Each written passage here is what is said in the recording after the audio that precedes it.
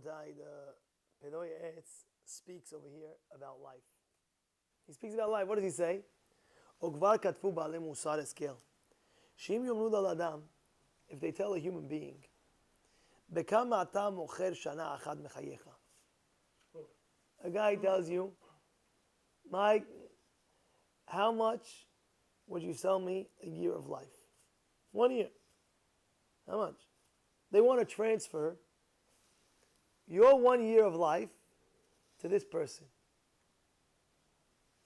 Is there a price? How much would you charge? Or אפילו יום אחד, 1 day. אפילו שעה אחת. אם ייתנו לו כל כזה ועזב ועוז יבוז להם. He says, think about it. You see a person, right? He doesn't want to give away his life. You know, there was a story of Naftali Trop. You know Naftali Trop? He was Rosh Hashiva from the Chavetz Chaim's days. And he was passing on. As he was passing on, there was a group of yeshiva guys. Group of yeshiva guys, they got together and they had a campaign. What was the campaign?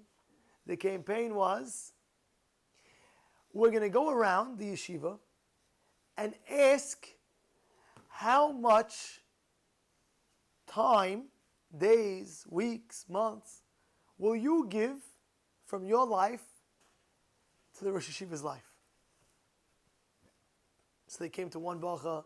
One bacha said, I'll give it this amount of days. One guy said, I'll give a week. One guy said, hey, every guy was giving a nice amount. Then they came to Havetz Haim.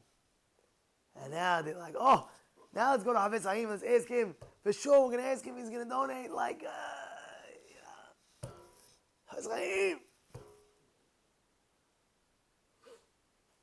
And they're waiting, he's thinking, and he donated a very, very small, minute time. About 5 seconds, but I think like maybe a minute or something, a minute or 3 minutes. I don't know exact number, but I remember it was a very, very minute time.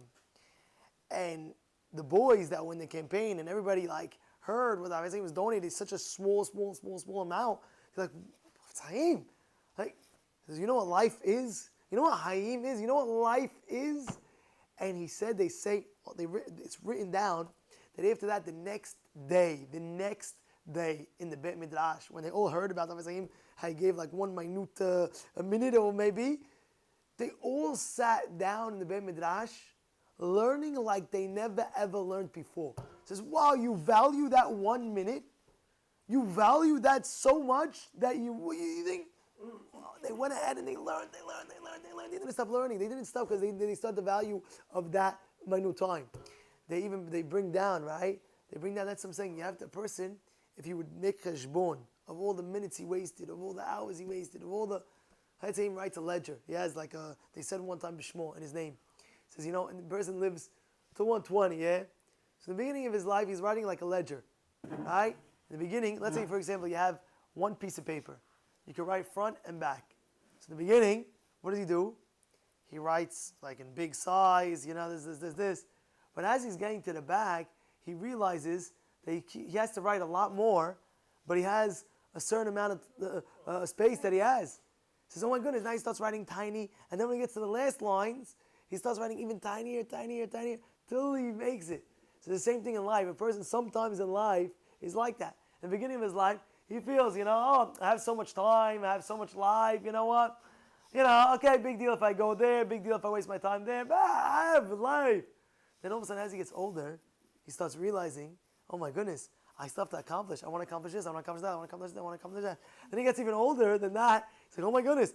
Then he valuizes each a minute. Then he's like, oh my goodness, time is running out. What did I finish? Did I finish Shas yet? Did I know this Mesechet? Do I know that? Did I do enough kindness in my life? Did I perfect my character traits in this area? I have not much time. He goes, go more. He says, that's why. He says, a person has to be careful, even when he's younger. Sometimes even when you're older, sometimes a person doesn't realize that. But in any situation you are in life, you have to take advantage of that time. And they said one time about the the Kelm, in the Vardik and Kelm, they used to have like, everybody would be finished, like let's say, Motzei Shabbat, Saturday night, everybody finished out, whatever, everybody's about to go home. They made like a seder before they would go home, let's say, 5 minutes of learning. 5 minutes, and it has to be a strong learning. Oh yeah, yeah. So what is seder? So a learning 5 minutes, learn like what's going on. So they wanted to show the people the value of 5 minutes. What 5 minutes is. One time they came to the Rabbi Moshe Feinstein, and that's why they did it.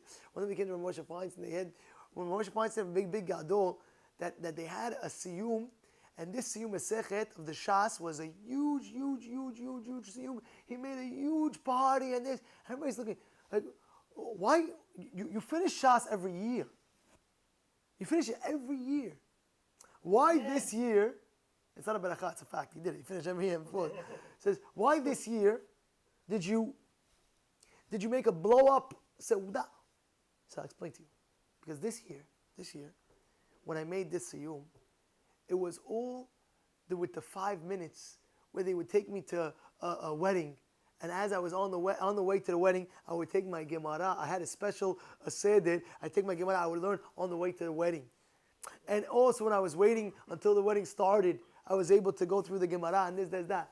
And also when they would go for a bris, let's say, and they would take me in the car, and I was waiting for the bris, I took out my Gemara, and all those 5 minutes built up that I was able to finish Shas after so long. That's what I'm saying. They valued their time so well. That's like you would go to Chaim Pinchas Scheinberg, Zatzal. It was all the siyot, right? He had like hundreds of siyot on him, and you go to him and you'll speak to him. What's the greatest advice you give a person? What would you say the greatest advice you give a person? The greatest advice of your life. This is what he's speaking of. Don't waste your time. The greatest advice: don't waste your time. You understand? It says that when Abraham died, when he passed on, was niftar, it says, Abraham zaken ba bayamim. Abraham was zaken, old, but ba bayamim is coming with days. So what do you mean? So the person gets old, but okay, it's no problem. But if he valued each day of his life, then he's Hashem. So Abraham, even though he's old, doesn't matter. The Torah is telling you, doesn't matter. Because he valued that. You should know every day of his life he used to the max. And there's so much potential that we don't realize. But if you would calculate your day, if you would do a calculation of your day, go before you go to sleep tonight, go through your day and see how much time you wasted. How much time? How much time you wasted? Go through your day. You'll go wild. Wow. I had so much time. I could do this. I could do that. I could do that. Go look. Sometimes they have it on the phone. They have, what were you doing on your phone? You know, I have the whole thing. Oh, and 2 hours on this, 1 hour on that. Yeah. Like, oh, you were texting for 45 minutes. You know what I'm saying? You were entertainment for another hour and a half. Yeah. So much time being wasted. You live once. You live once. You don't want to make it and utilize your entire life. You don't want to like squeeze out all your potential out of your whole being, of your essence. You want to. So do it. But the only problem is we don't think. So we say, oh, big deal, 1 minute here, 10 minutes there, 5 minutes there, 20 minutes there, an hour and a half there. Who cares? We don't think. But if you would sit down and think, I can't waste my time. My time is valuable. My time is precious. You know what you can do in 1 minute? You know when Rabbi, when the whole famous thing, when Rabbi said, but a person could be koneh his world in 1 minute. You know, famous. I'm not going through the whole story now, but famous. He said a person can go through the minute. There was a person, he did one mitzvah. You know what one mitzvah? How when you look at the poskim, look at the mefarshim, you look at the baalei musad, and they say, if my Rebbe used to say in yeshiva, what do you think the guy would do if the dead guy would come up from the grave for 1 minute? What do you think he would do? What do you think he would do? 1 minute. Let's say he has 3 hours. What would he do? What would he do? He would busy himself with Torah and the mitzvot. That's what he would do. So you're alive now. You don't have to wait until the person dies. Then, okay, we tell the guy in the grave, excuse me, sir, what would you do if you have 3 hours left? What do you mean I would do this and that? Now he's in Shamayim, he's saying, oh, Rabotai, Listen to what this guy is saying. Do it. You're alive now. Don't waste your time. People are going to distract you. Things are going to distract you. Items in your life is going to distract you. You have to be on top of your A game. You got to be on your game. And like that, you'll utilize all your time and you'll have full potential. And when you're getting on the all day, you know, rest assured, every day of my life I utilized every minute and to work hard on those.